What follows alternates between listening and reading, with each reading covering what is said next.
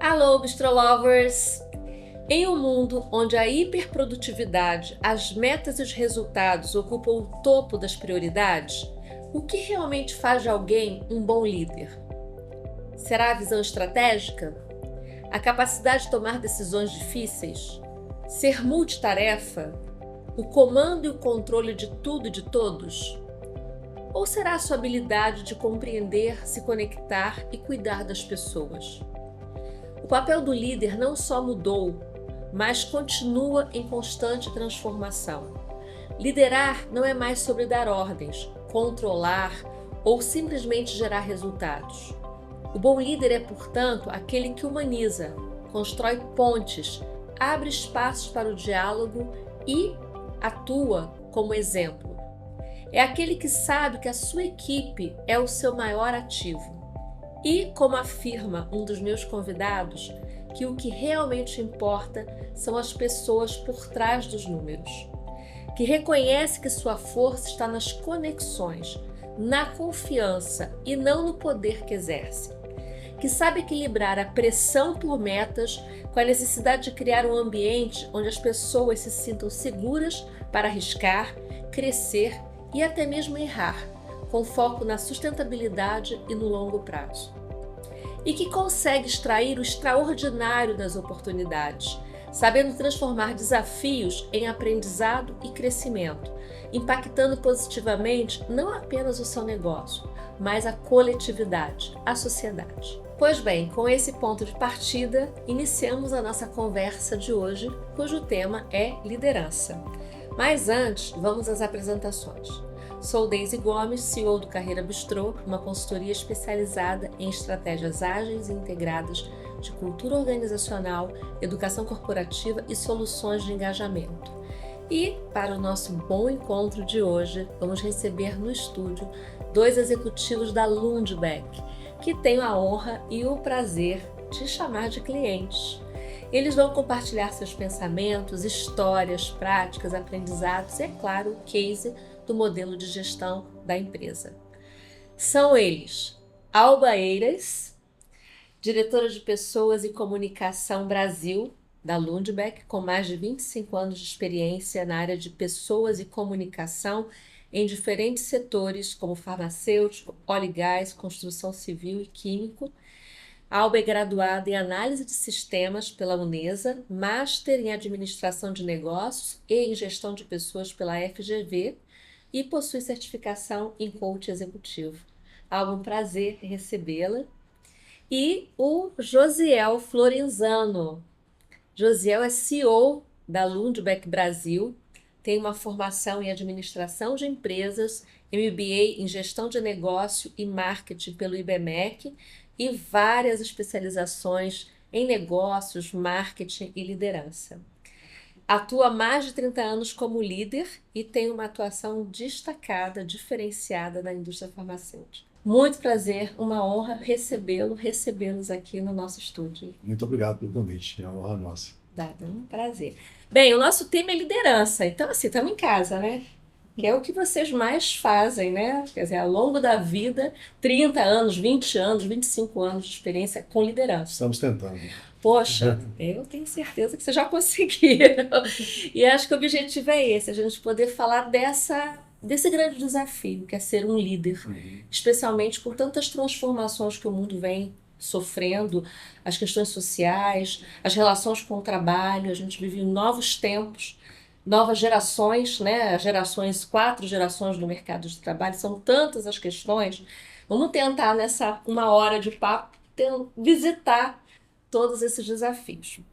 Mas, para começar, eu acho que seria simpático, legal, que vocês apresentassem a empresa, a Lundbeck, porque, de certa maneira, a gente está falando da trajetória de vocês, mas por trás tem uma grande empresa e um grande case.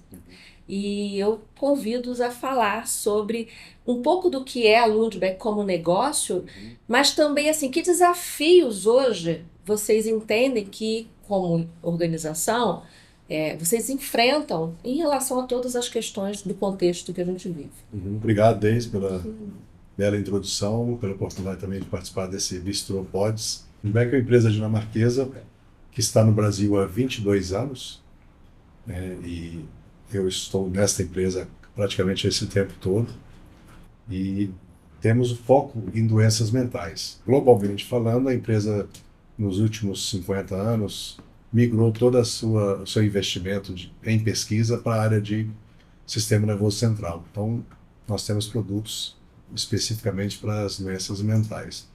Ela está presente em mais de 60 países, globalmente. É a única empresa farmacêutica totalmente dedicada em doenças mentais. Puxa vida, muito bom. Tem outras empresas que têm Sim. também segmento na área mental, mas a Lundbeck é exclusiva em doenças mentais. E nós transitamos desde patologias como depressão, Alzheimer, esquizofrenia, Parkinson, ansiedade. Então, temos produtos para todas essas indicações, sempre com foco em psiquiatria e neurologia. Então, esta é a Lundbeck e eu tenho o privilégio de trabalhar desde o início da operação aqui no Brasil. Funcionário, colaborador número Número 2.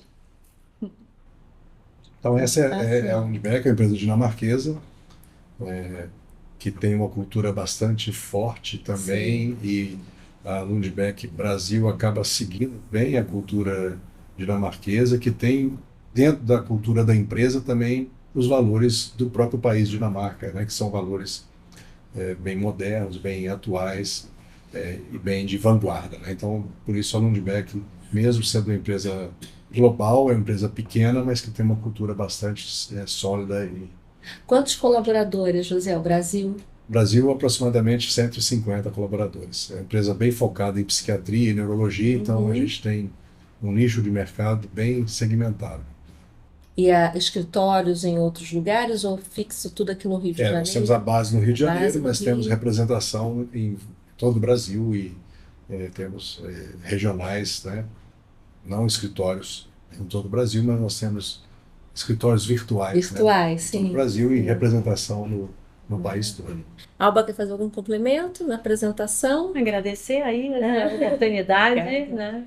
E acho que vale muito orgulho a gente falar, né, que nós somos, pelo segundo ano consecutivo, reconhecidas como uma empresa Great Place to Work. Poxa, Isso é muito bacana, nos dá muito orgulho a nós e a todos os colaboradores, porque esse é o resultado de envolvimento, dedicação de todos. E aí também ranqueados como melhores empresas no ramo de saúde e melhores empresas do Rio de Janeiro. Aliás, na última gravação, que nem vou falar o número porque fica, né? Mas a gente trouxe uma profissional do Great Place to Work para falar dos critérios, né? Que é importantíssimo, né? Participar desse processo, compreender, fazer um bom diagnóstico, se comparar com práticas de mercado, né? Então, parabéns. De fato, eu acho que é um selo muito significativo, muito importante. Não por vaidade, mas por saber que está se fazendo algo compatível, aderente às melhores práticas, né? Muito bom. Legal. Parabéns. Então, vamos começar então a falar da liderança. E primeiro quero te parabenizar, porque assim, como líder, eu acho muito legal a tua atuação nas redes sociais. Eu acho que esse é um exemplo poder trazer os seus pensamentos. É um canal que a gente tem hoje de comunicação, né?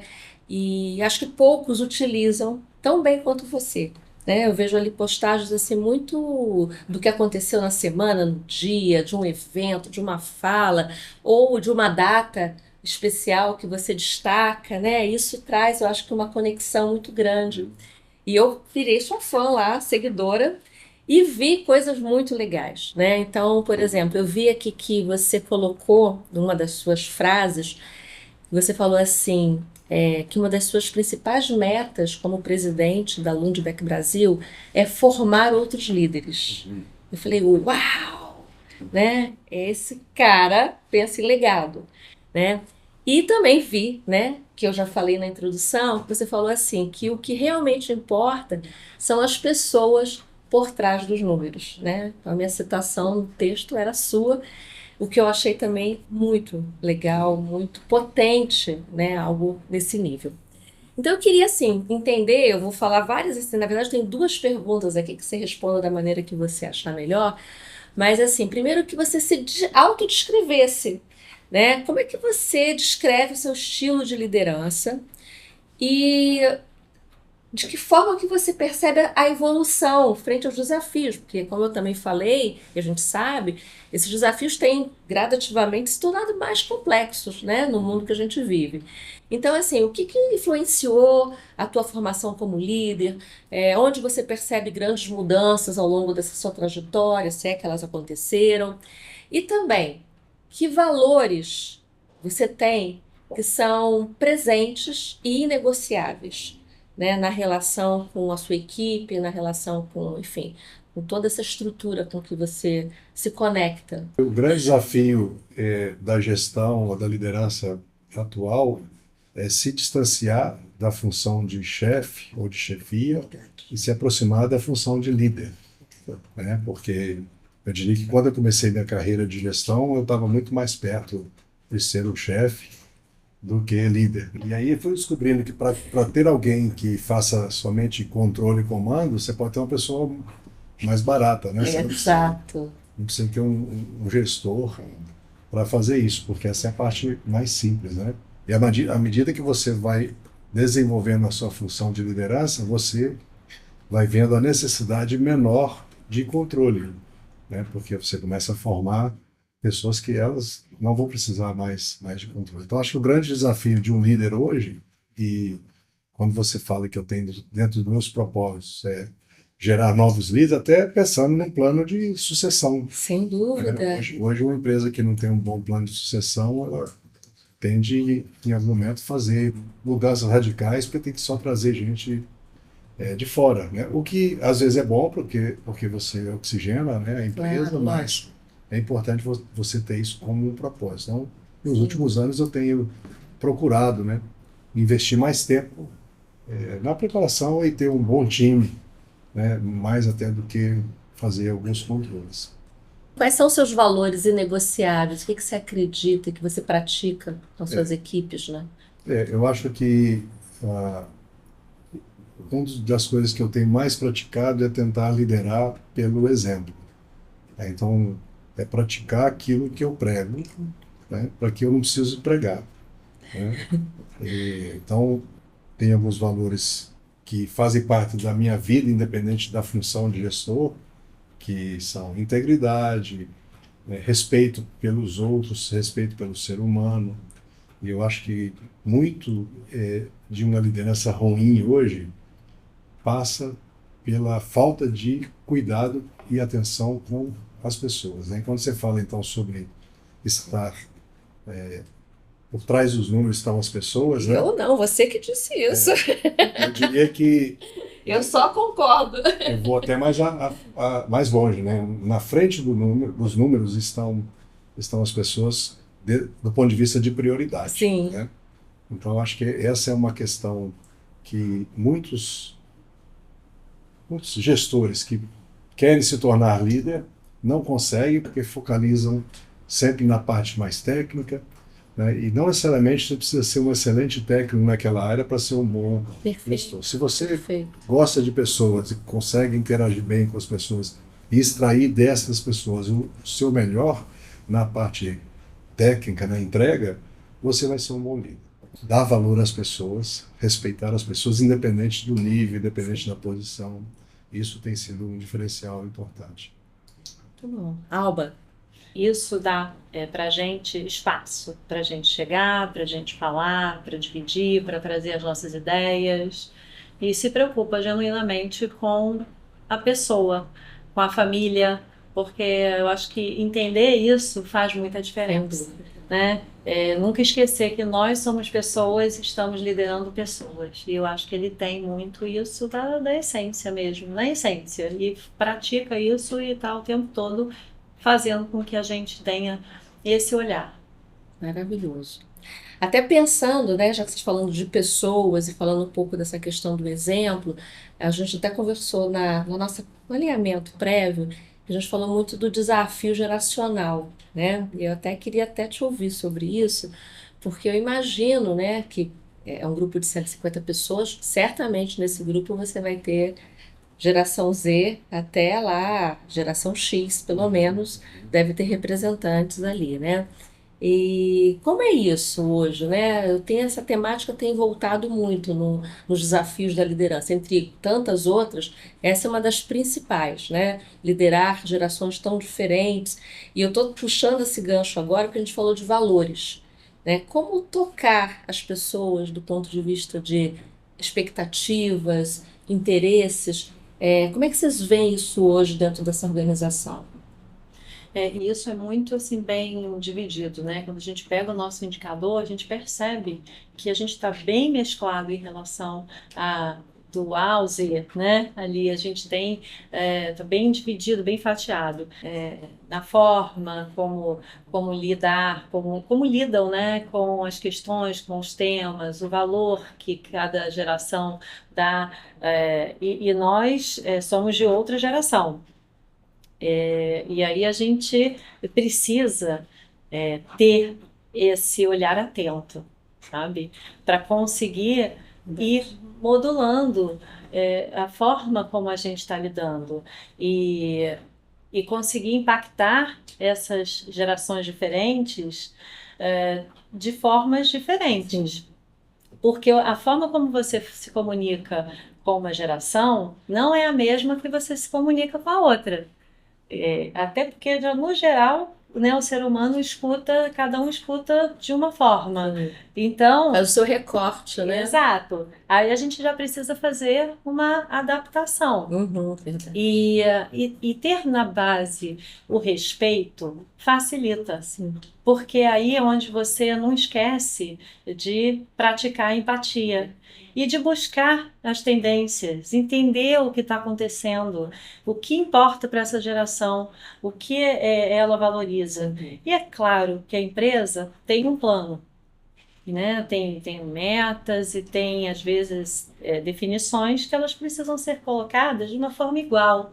Aí entra o desafio de como você vai fazer isso, permear, né, na organização como um todo, tendo que ali você tem diversas gerações. Mas alguns valores, até dentro da sua fala, né, me faz pensar quando você trouxe a questão do respeito, da empatia. Alguns valores são universais, né?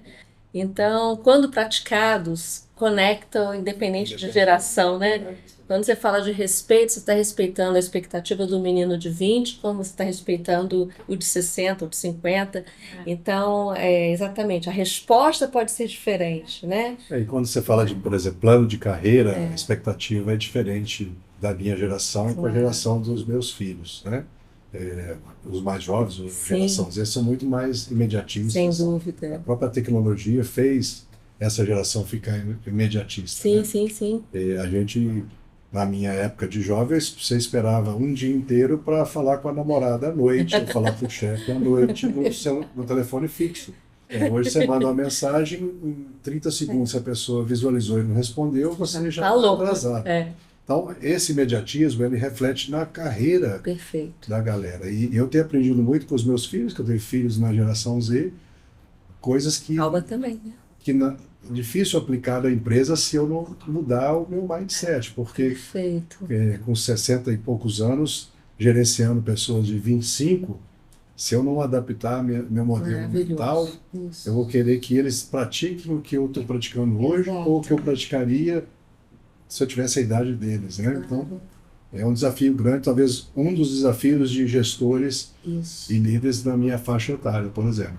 Aliás, você já foi num lugar que eu queria, que era falar disso. Que competências, você já trouxe essa, que é maravilhosa, que competências vocês enxergam necessárias para um líder atual? Quais são? Acho que você trouxe uma maravilhosa, que é essa flexibilidade, o mindset. E estudar o comportamento dessa fase, dessa geração. Tem aí, de fato, um grande... Essa questão que você trouxe, eu sempre comento sobre isso, e até de forma engraçada que eu falo, porque às vezes você vê comportamentos dentro da empresa que não são os mesmos comportamentos dentro de casa, né? Então você vê assim, líderes que têm filhos na geração Z, na faixa, e que dentro de casa eu digo que eles agem da seguinte maneira: vai lá, conquista o mundo, faz e acontece, pega teu caminho, vai atrás do teu sonho. Na empresa calma, ainda não chegou sua vez, senta aí, mal chegou, já quer ir para a janela, que história.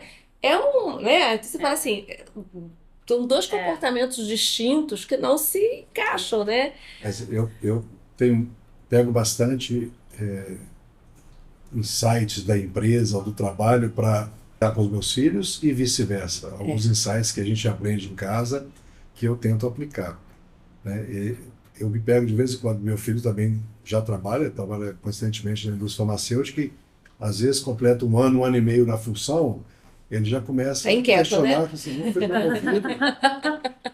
E aí eu falo para ele assim, eu tive uma carreira de sucesso com várias promoções, mas eu esperava 5, 6 anos, 7 anos para uma promoção, esperava tranquilo. Hoje essa galera, em um ano, quer ser promovido.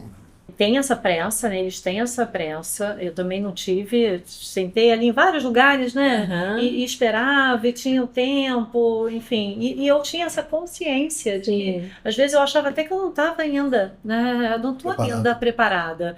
Preciso de mais um pouquinho, ainda preciso conhecer isso aqui. E eu acho que às vezes não tem essa consciência tão ativada. Né, de que precisa, que devagar também vai ser, o devagar vai ser bom e necessário para dar uma estruturada realmente na carreira. E eu vejo jovens, às vezes, eles não dialogarem, não levantarem muito a mão para trazer as suas necessidades para uma conversa, sabe? E às vezes resolvem mudanças de carreira de forma precipitada. Mas deixa eu contar uma coisa para vocês. Eu entrevistei 2 meninos também que a gente num podcast e eles trazem o mesmo aspecto. Olha que coisa interessante. Eles falam de diálogo, eles falam de respeito, eles trazem a mesma perspectiva, né? Então, assim, esse vácuo que existe, né, no meio dessa aproximação, dessa conexão maior entre as gerações, eu acho que reside no mesmo lugar, né? Comunicação. Porque eles falam a mesma coisa. Se tivesse mais diálogo, se tivesse um pouco mais de espaço, se a gente fosse também mais ouvido, se a gente tivesse mais espaço de fala. Então, assim, a gente é o mesmo problema dos dois lados da moeda, né? E até foi uma das falas que a gente teve aqui. É o encorajar para que essas conversas aconteçam, né? Essas conversas difíceis, porque são conversas difíceis de acontecer, não são simples, são expectativas diferentes, são visões diferentes de mundo, então você tem que ter uma abertura, como você trouxe, uma flexibilidade, e né? ter humildade, não é porque eu tenho o dobro de idade daquela pessoa que eu vou saber o dobro de coisas que ele sabe. Então, nós, às vezes, cometemos esse erro. Você vai ouvir um garoto de 25 anos, você acha que ele não pode acrescentar nada. Então, a gente tem que saber lidar com isso, porque seguramente ele sabe muita coisa que eu não sei, embora ele não tenha a vivência que eu tenha, mas... essa troca, ela vai acontecer. E é engraçado, estou aqui com toda a conversa que eu tive com eles, porque eu acho que a gente está olhando os dois lados da história, eles também trazem assim, que a própria ansiedade que eles têm também os incomoda, né? Então, assim, é interessante, né? É uma dor que é sentida e que às vezes a gente ignora, que você está trazendo exatamente o contrário, como é que a gente se aproxima, como é que a gente se conecta. Porque também se a gente não dá atenção e não olha para isso de uma maneira generosa, de trazer, de entender, às vezes a gente perde mesmo essa conexão, a gente deixa de se conectar, né? E o líder precisa saber entender que a gente precisa estar sempre no lugar de aprendiz. Exato. Sabe? E isso, às vezes, você vê que tem gente que esquece, assume uma posição de liderança, se torna muito prepotente, achando que sabe que vai fazer e que tem que ser daquele jeito. E assim, ok, algumas experiências anteriores realmente são valiosas, são muito valiosas e elas realmente podem corroborar para que algumas coisas sejam feitas daquela forma. Mas a gente também precisa estar atento, porque o mundo mudou, a forma mudou. E a gente precisa ter essa adaptabilidade, essa flexibilidade. Perfeito. São algumas questões, assim, às vezes até básicas, né?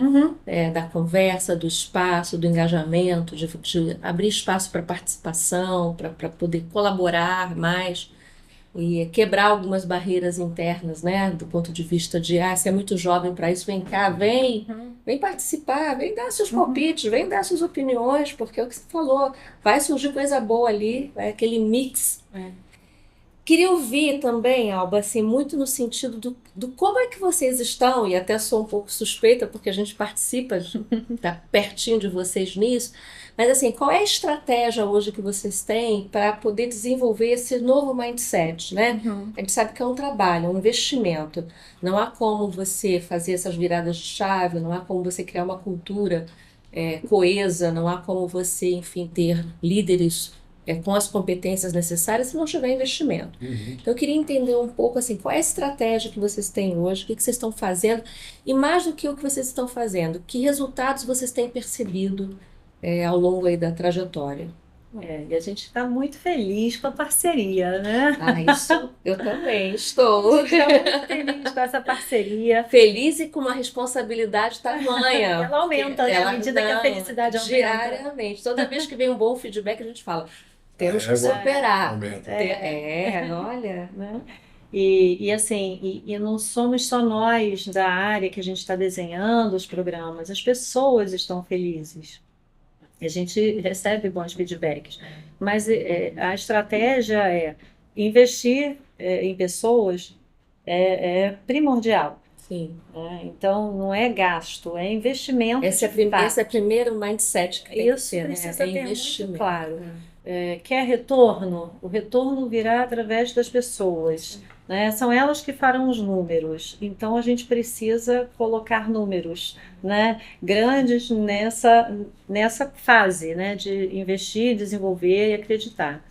E eu acho assim, a forma como a gente vem construindo esse programa, essa jornada de desenvolvimento que está acontecendo esse ano, convivências, Sim. Ela está sendo muito rica, porque é um mix de teoria com a prática lúdica, e que as pessoas conseguem exercitar alguns comportamentos. Sim. Brincando, elas acabam conseguindo perceber alguns hábitos que tem, né? Que desarma, né? Claro. Quando eu desarmo, eu sou autêntico, né? E aí eu fiz isso. Caramba, eu fiz isso. Nossa, eu faço mesmo dessa forma. E aí as fichas vão caindo. Claro. E aí as pessoas vão ganhando essa consciência. E isso é que realmente faz a diferença numa jornada. Sim. Porque as pessoas conseguem vivenciar, se perceber, refletir, vão para o campo, né? Voltam para a vida real, lembram dos conceitos e daquelas experiências, e elas começam a ficar mais atentas com a forma como elas estão se comunicando, com o que elas estão fazendo, como elas estão interagindo, como elas estão olhando o outro, como elas estão assumindo a sua responsabilidade perante ao todo. Então, tudo isso tem sido muito rico para a gente. E essa continuidade, né? Eu digo, né? E sempre falei isso na minha vida, mesmo quando executiva. Tudo tem que ter consistência, continuidade, né? Então, assim, não é aquele investimento pontual. Faz uma palestra, faz uma ação. Não vai fazer mudança, né? Porque é o que você trouxe. Tem que ir lá, voltar, ir de novo, voltar, perceber, puxa, deixa eu, né? Quando eu voltar de novo, eu vou ali para o grupo para poder refletir. Eu já tenho ali eu mesma já percebi como é que eu estou agindo. Em geral, é um crescente, né? As pessoas às vezes começam, às vezes, um pouco até céticas, ou se achando boas demais, né? Não tenho nada para desenvolver, e ao longo do tempo vão percebendo e vão, né, aprimorando o próprio autoconhecimento, né? Então, acho que é bem interessante quando você usa esse termo da jornada, que é uma coisa que a gente acredita muito, é permanente, é um investimento permanente, constante, né? Uma coisa que foi interessante esse ano, que a gente sempre fez programas de desenvolvimento, mas segmentados. Não um ano fazia com um grupo, outro ano com outro grupo, um ano gestor, outro ano só o staff. E esse ano a gente resolveu fazer um programa com todas as camadas da organização. E está fluindo bem porque a gente, principalmente na parte de comportamentos, a gente está falando a mesma língua. Claro. Então, o colaborador lá do staff vê que o chefe dele, o líder dele... Conecta, né? Está tendo o mesmo conteúdo, então a a comunicação fica melhor. Então, acho que essa é uma experiência Maravilhoso. que eu estou gostando, Sim. porque eles até perguntaram, Tá desdobrando, né? meu superior está passando por isso também, ele está ouvindo, né? Ele acaba assistindo o treinamento, Claro. pensando se o líder dele está assistindo aquilo também, aquele mesmo conteúdo. Então está sendo Será legal, que ele prestou atenção bem nessa porque parte? pela primeira vez nos últimos anos, a gente conseguiu implementar um programa Com essa abrangência, né? abrangendo Maravilhoso. todos os níveis da empresa. Maravilhoso. Parabéns por a iniciativa. E parabéns, assim, quero fazer esse reconhecimento público do seu envolvimento, né? Porque parece até assim, é óbvio que eu tenho. Não, não é óbvio. Né? A gente não tem essa obviedade toda, não, né? Às vezes tem uma distância, às vezes está lá a líder de RH envolvida, à frente, mas nem sempre o CEO está tão perto. Isso faz também muita diferença, isso solidifica o que você trouxe do liderar pelo exemplo, né? Estar presente, estar participando, estar envolvido, isso muda tanto, né? Eu tiro por mim, até na minha carreira, quantas vezes, assim, exatamente, é o walk the talk, né? Aquela pessoa que está ali, tá, porque ela acredita, porque ela está investindo realmente nas pessoas, e você tem esse espelhamento, né? Então, Legal. o seu envolvimento, ele é permanente, né? Ali, junto, dá o feedback, tem novas ideias, traz novas demandas, isso é sensacional. E participo das brincadeiras também. Eu sei, como não. E ai de você também se não participasse, né? Porque com esse perfil que você tem, ficar observando não combina. Você sabe que uma vez, até engraçado contar, eu fui, claro que eu não vou falar o lugar nem com quem, mas eu fui trabalhar com uma equipe e o brief que eu tinha recebido foi de que o líder principal, vamos dizer, o Josiel dessa empresa, não iria participar das dinâmicas. E esse foi o brief. Não, participa, ele vai estar na sala só observando. Eu achei aquilo, não achei legal, claro, né? Mas recebi o briefing, não conhecia a pessoa, era eu que ia conduzir. Eu falei, vou respeitar até eu entender a situação. E quando eu cheguei lá, ele estava realmente lá no lugarzinho dele, mas o olho. Aí eu cheguei e falei assim: você não quer participar? Aí ele falou: posso? Alguém Olha, decidiu por ele. olha, exatamente. Eu falei, mas é óbvio.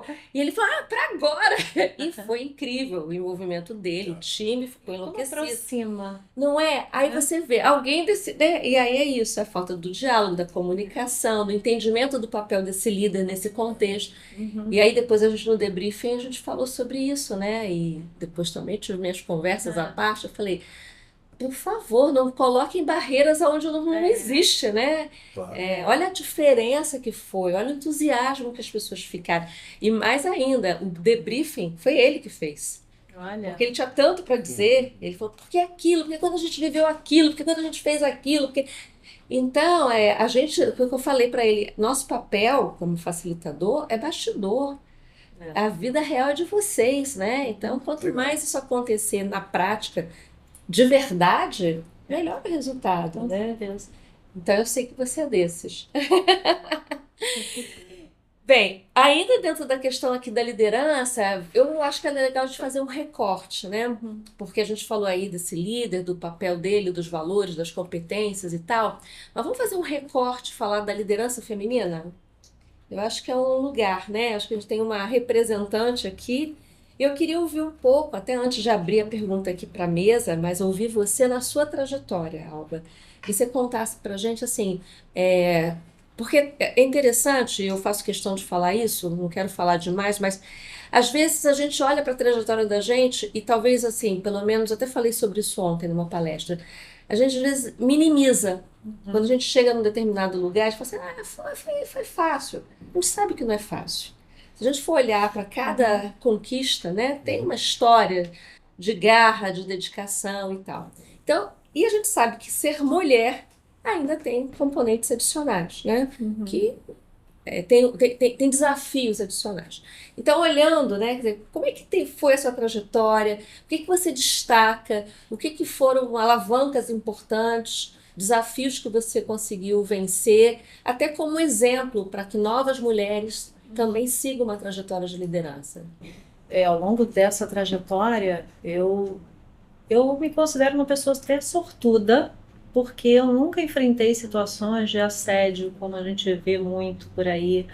Nunca senti né, um preconceito em relação ao fato de eu ser mulher.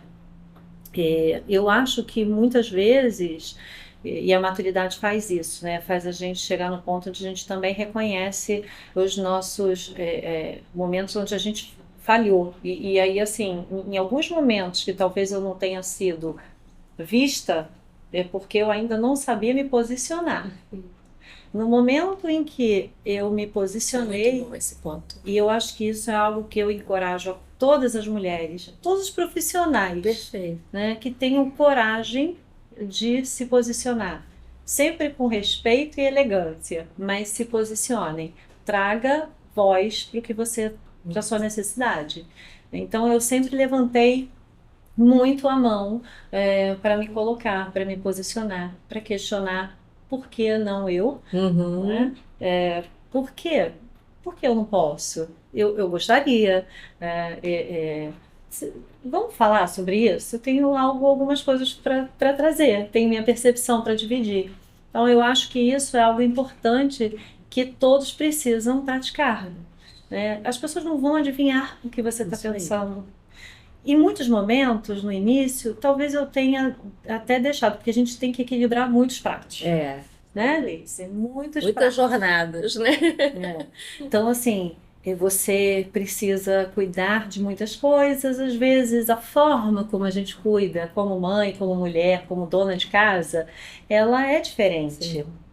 Felizmente, os homens evoluíram assim um caminhão e tem homens que, né, levam e dividem essas tarefas com a mulher com uma maestria. Mas nem sempre foi assim, né? E eu acho assim que em muitos momentos eu também assumi muitos papéis, né? De querer dar conta super mulher, dou conta de tudo, né? Então eu acho que dividir em casa, chegar né, na sua casa e se colocar vulnerável de dizer eu não dou conta disso tudo, me ajuda. E da mesma forma, no trabalho, facilita muito, é libertador, sabe? Muito, é verdade. Ontem eu estava fazendo uma apresentação sobre a questão da liderança feminina e eu falei exatamente isso. Não vamos nos colocar no lugar de Mulher Maravilha, porque não somos, e a gente tem que ser vulnerável, sim, dizer o que a gente pensa, mas também não vamos visitar o lugar das princesas, não, porque já deu, né? Então, também não se colocar nesse lugar, né? Ah, tal, não deu, não posso, não vou. Então, assim, se coloque, né? Seja autêntica nos seus desejos, nos seus anseios e negocie, faça bons acordos, né? Ó, isso não dá para segurar, isso aqui tá pesado demais. Olha, eu preciso negociar com o meu chefe que eu tenho que ter um outro tipo de formato de trabalho essa semana porque o negócio tá pegando fogo lá em casa. E mostrar que as coisas são possíveis, né? De alguma maneira da gente equilibrar. Né? Vai cair um pratinho, tira, levanta de novo. Mas acho legal o que você está trazendo, né? Essas boas conversas. Volta para a história da conversa. Dos bons acordos, das boas conversas, das boas negociações. Né? Mas todo mundo tinha que ter um curso de negociação na vida, porque é vital você conseguir negociar. E negociar, você vai sair com 100% dos seus desejos atendidos? Não significa isso. Né? Na realidade, a boa negociação, o resultado bom é quando tem ganha-ganha. Os dois lados vão precisar ganhar. Mas muitas vezes as pessoas nem tentam trazer para a pauta, para a mesa. Exato. E aí já assumem que não é possível. Forma, que não é possível, que não dá, que não tem jeito. Né? Então eu acho que a gente precisava ter um curso básico de negociação na vida, dar voz para as necessidades, levantar a mãozinha, sabe, se posicionar. Isso faz muita diferença. Adorei tua visão, a tua resposta. Eu também acredito muito nisso. E ser mais assertivas, né? Acho que as mulheres precisam ocupar esse lugar de ser assertivas na sua fala, né? Que às vezes quando elas são, às vezes são taxadas, né? Ai, não, mas por quê? Não, é isso que é possível, é assim que eu quero, assim que eu vejo. Pode não dar certo, pode não ser possível, mas vamos conversar a respeito, né? E, Josiel, nessa questão da liderança feminina, você também tem assim uma fala muito potente, né? Eu vi alguns posts seus também sobre isso, falando da mulher. E na nossa conversa você trouxe uma coisa que eu achei, novamente, parece Ah, não é nada surpreendente, mas é. Hoje a sua equipe, ela é formada por mais mulheres do que homens, né? A minha equipe de direção tem Direção. mais mulheres que São homem. 4-2, é isso? Ou 3-2? 5 mulheres e 2 5 homens. mulheres e 2 homens. 3 comigo. 3 contigo. Então equilibrou. Não equilibrou, porque elas ainda são a maioria, né? E conta, sem contar que a minha chefe em casa também é mulher. Ah, né? claro. Por 36 anos ela é minha chefe. A minha chefe na empresa também é mulher, então... E como é ser rodeado e ser liderado, ou dividir essa liderança? Como brasileiro, né, num país ainda um pouco machista, né? Acho que a gente vem evoluindo ao longo do tempo, mas é uma coisa que a gente tem que evoluir. Muitas habilidades que eu tenho hoje eu não tinha no passado e fui desenvolvendo porque eu sabia que isso ia me diferenciar e eu me esforço, né, para fazer. E a questão da mulher trabalhando comigo não foi assim uma decisão, a partir de agora só contrato mulher ou só promovo mulheres. Foi uma situação natural e que acabou culminando no perfil que a gente tem hoje. E tem sido muito bom, porque a gente tem um mix, né, de mais racionalidade do homem, mais pragmatismo, associado a uma habilidade intuitiva que a mulher tem, que o homem está longe de ter. Então, quando você tem decisões mais polêmicas, mais sensíveis para tomar na empresa, a gente tem esse equilíbrio, né? Eu acho que se fosse só...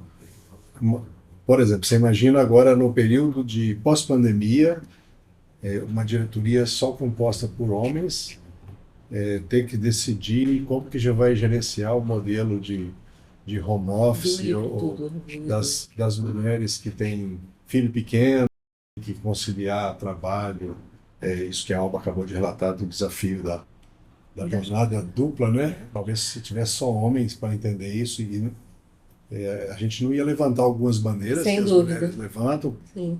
Então não estou falando só da intuição, mas da vivência que elas podem colocar na mesa na hora de tomada de decisão. Uma simples decisão de um programa de home office ou um programa de flexibilização do horário de trabalho. As mulheres sofrem muito mais do que os homens, porque talvez 80% dos lares, quem comanda a casa é a mulher, não é o homem. O homem não foi dada essa habilidade para o homem, com algumas exceções, né?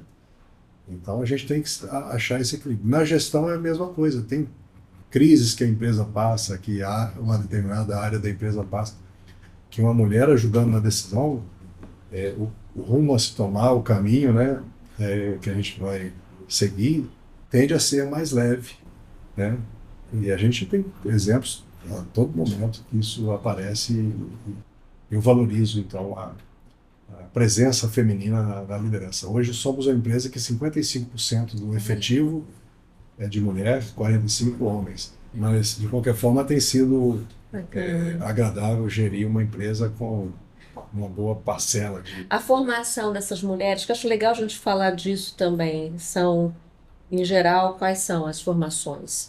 São diversas. Diversas. Engenharia, a parte médica. A gente tem médicas. Tanto na força de vendas, os representantes de vendas, né, que tem vários tipos de formações. Sim. Farmácia, administração de empresa. Sim. E tem algumas funções mais específicas, internas, que são gerente médica, e precisa ser médico. Sim. Né? Tem pessoal de área regulatória, que é um pessoal que tem curso de farmácia, então majoritariamente são mulheres. Então tem algumas áreas que são mais predominantes mulheres. Eu perguntei o que você falou da psiquiatria e eu fiquei pensando se é um segmento que atrai. Não, porque na verdade você tem vendas, você tem parte regulatória, tem tudo, né?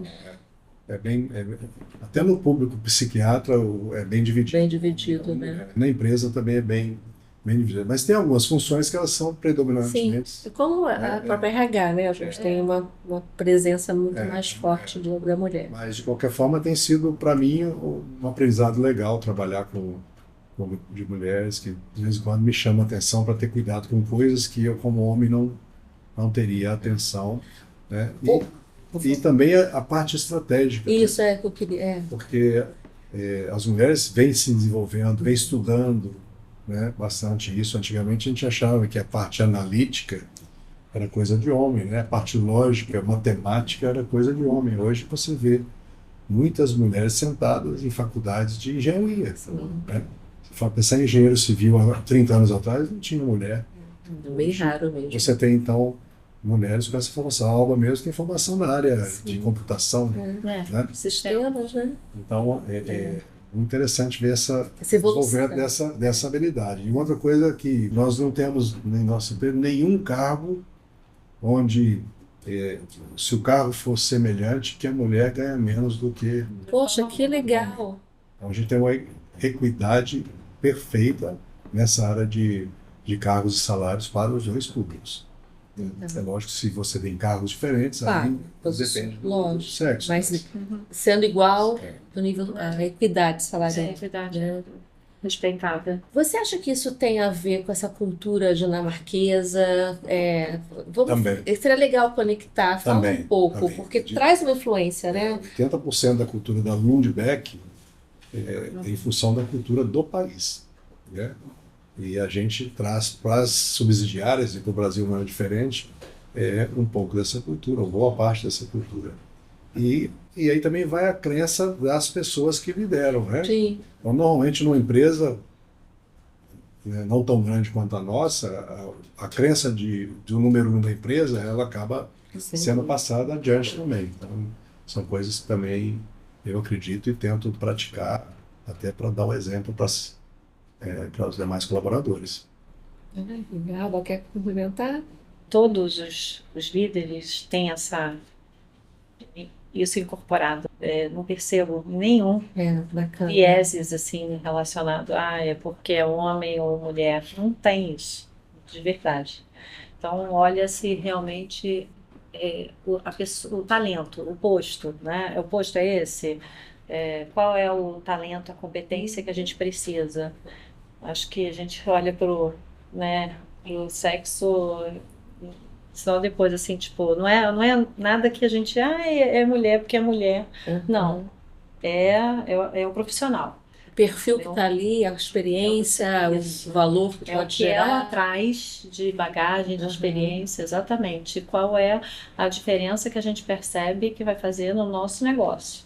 Independente de ser homem, mulher, qualquer que seja a opção da pessoa, isso não está em pauta para gente. E vocês atribuem também essa questão da diversidade às outras questões diversas? Por exemplo, PCDs, a questão LGBTQIA+. Isso assim, uma prática dentro da empresa também vivida? Sim, a gente não tem nenhum tipo de viés em relação a isso. É muito natural. A gente não olha para isso. A matriz tem aí um departamento, né? E dá o tom que a gente precisa seguir.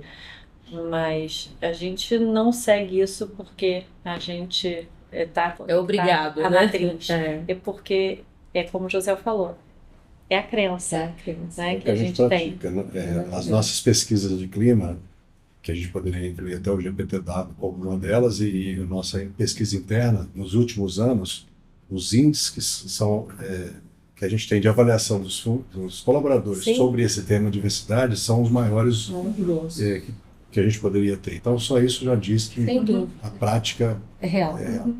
A naturalidade e o respeito que a gente trata, eu fico muito feliz de saber, porque a gente ainda enfrenta assim, muitos discursos que na prática, aliás, um dos desafios da diversidade no momento tem sido isso, né? Os compromissos assumidos por muitas empresas não estão sendo cumpridos, né? As metas que foram definidas, as práticas que foram definidas que seriam implementadas, muitas não estão sendo cumpridas, né? Então, até um movimento querendo até derrubar a história da diversidade como uma estratégia hoje relevante, né? Algumas agendas contrárias, até nos Estados Unidos está muito forte. Algumas empresas estão voltando atrás, eu diria, estão retrocedendo.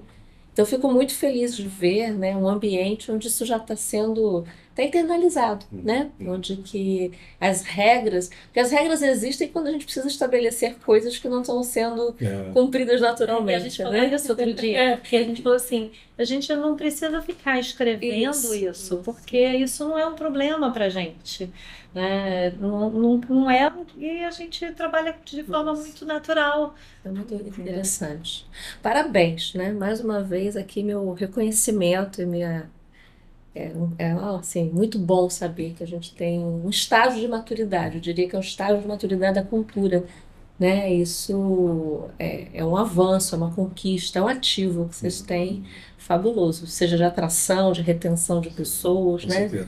Isso é fabuloso. A gente está chegando ao fim, por incrível que pareça. Olha como voa, né? E eu queria ouvi-los ainda no aspecto da liderança, muito no sentido de legado. Que assim, eu percebo que você tem uma preocupação quando você trouxe até a questão da sucessão, né, de preparar líderes, né? E mais do que apenas preocupação, isso é governança, né?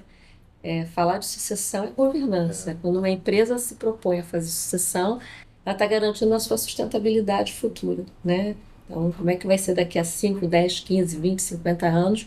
É com gente preparada para continuar, né? Então, eu queria muito, assim, uma pergunta muito pessoal para vocês, para os dois, né? Primeiro, que legado vocês estão construindo na vida de vocês como executivos, como líderes? O que tem valor para vocês e como é que vocês querem ser lembrados?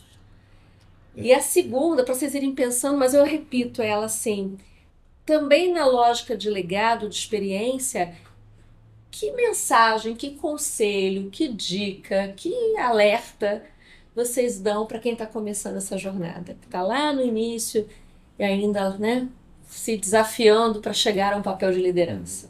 Diria, do ponto de vista profissional, não só ser lembrado por alguém que construiu um resultado fantástico, que nos últimos 8 anos nós triplicamos o faturamento da empresa, né?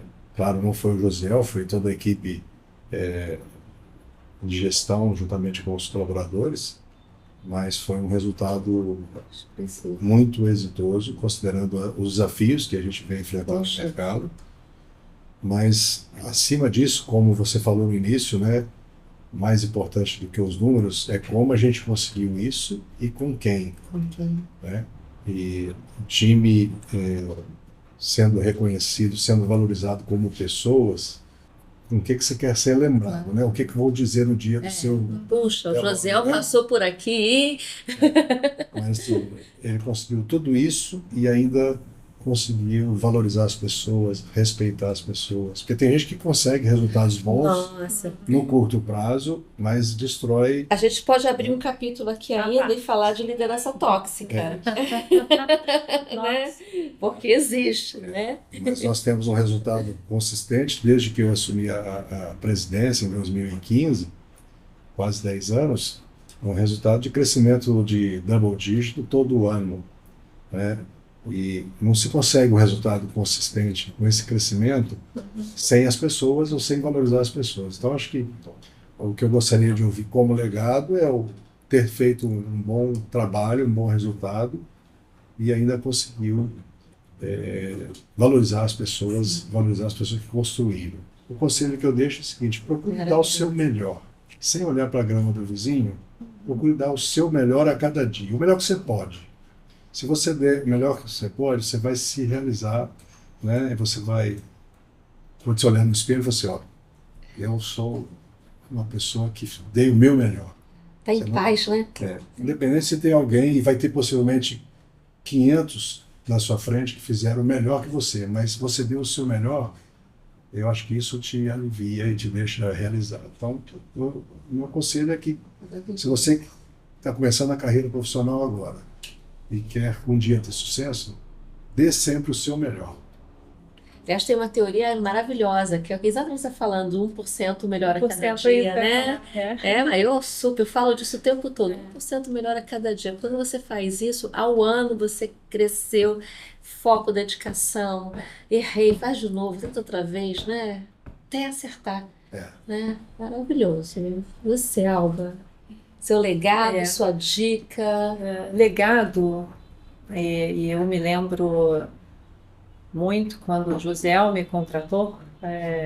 Que tem quanto tempo isso? Esse ano faz 9 anos. 9 anos, né? Que a gente. Uma parceria boa, hein? Ele tinha acabado de voltar, né? E me contratou e uma feliz, né? Deu um match aí e a gente tem uma parceria excelente, mas que as pessoas olhem depois, num dia que eu não estiver mais, ou que elas olhem hoje. E assim, felizmente eu já escuto muito isso, que é um RH humanizado, entendeu? Que as pessoas percebam o que precisava ser feito, era feito com muito critério, ponderação, imparcialidade, sem julgamentos, sem preferências e olhando sempre a pessoa. Claro que a gente tem aí as estratégias e políticas para implementar, mas ainda assim é possível fazer tudo isso e até dizer coisas que precisam ser ditas, Claro, mas com respeito, né? Com carinho, com cuidado. E esse é o legado que eu gostaria de ouvir, né? Que foi um RH humanizado, uma liderança humanizada.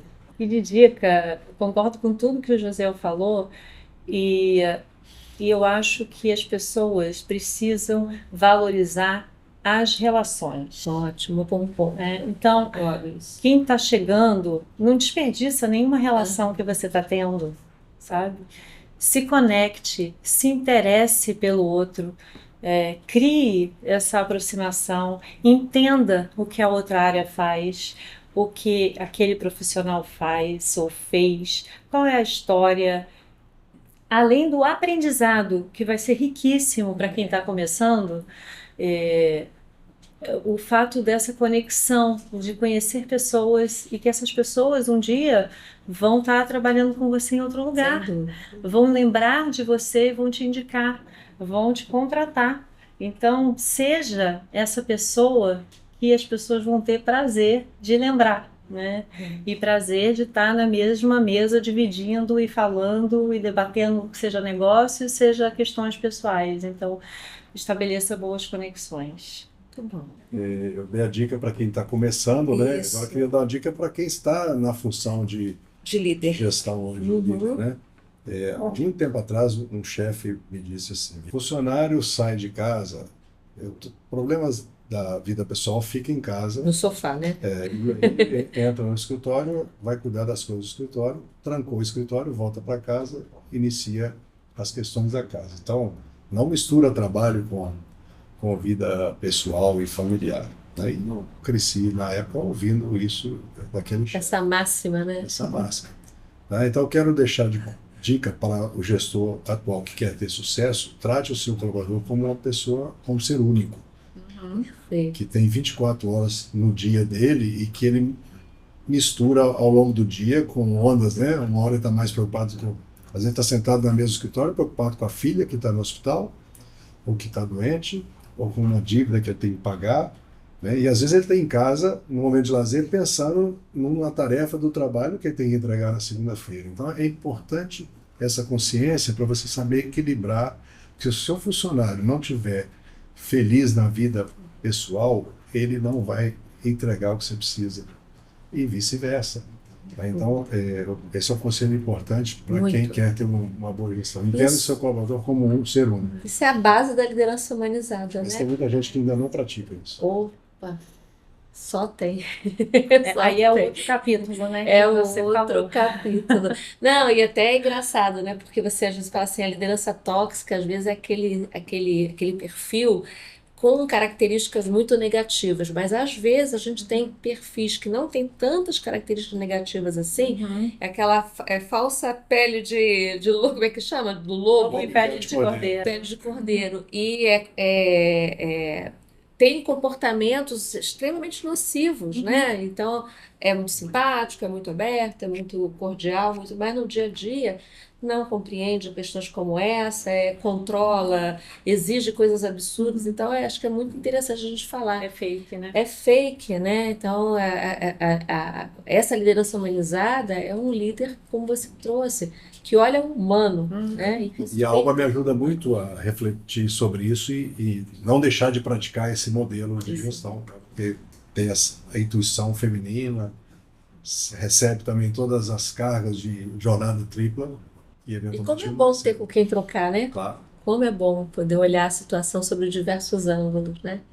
Gente, eu assim, só tenho que agradecer. Eu acho que eu não poderia ter escolhido a dupla mais assim adequada para falar de um tema, porque não é daqui para fora, é daqui, né? É do coração, é da prática, do dia a dia, numa cultura que acolhe, que inclui, né? E a gente assim pode tratar aqui dos temas de uma maneira tão, né, tão verdadeira, tão real, com dados tão reais de vocês, demonstrados, seja no resultado da pesquisa do Great Place, seja na sua estrutura, seja nos feedbacks que vocês recebem, quer dizer, isso está presente dentro da Lundbeck. E meus parabéns mais uma vez, né? Vou abrir um espaço final, se vocês têm alguma coisa mais para a gente trazer, ou um recado final, fiquem à vontade. Não, acho que o meu recado é só agradecer a oportunidade de nós compartilharmos aqui nessas ideias, nosso pensamento, o que a gente aprendeu ao longo desse tempo, né? Uma porção do que a gente aprendeu nesse tempo. E parabéns pela iniciativa de fazer esse trabalho aí do Bistrô Pods. Eu que agradeço muito. Muito obrigada, Alba, querida. Obrigada demais, viu, Deise? Continue fazendo isso, porque com certeza está contribuindo demais para todos que vão ouvir. E que as pessoas realmente tirem esse tempo, não é? Para ouvir, para refletir, para ouvir outros profissionais, para refrescar as ideias, né? É o que eu acredito, é o que eu acredito. A gente criar essas possibilidades, né? Parabéns. Obrigada, eu que agradeço, parabéns a vocês. Fecho, né, que além do agradecimento, eu queria fechar com uma frase que eu acho assim importante, né? Eu fui buscar no Simon Sinek, que é uma pessoa que fala muito sobre essa liderança humanizada, uma liderança servidora, né? E combina muito com as suas frases, o que ele diz, né? Que ele fala assim: liderança não é sobre ser o melhor, é sobre fazer os outros melhores. E eu acredito muito nisso. Obrigada.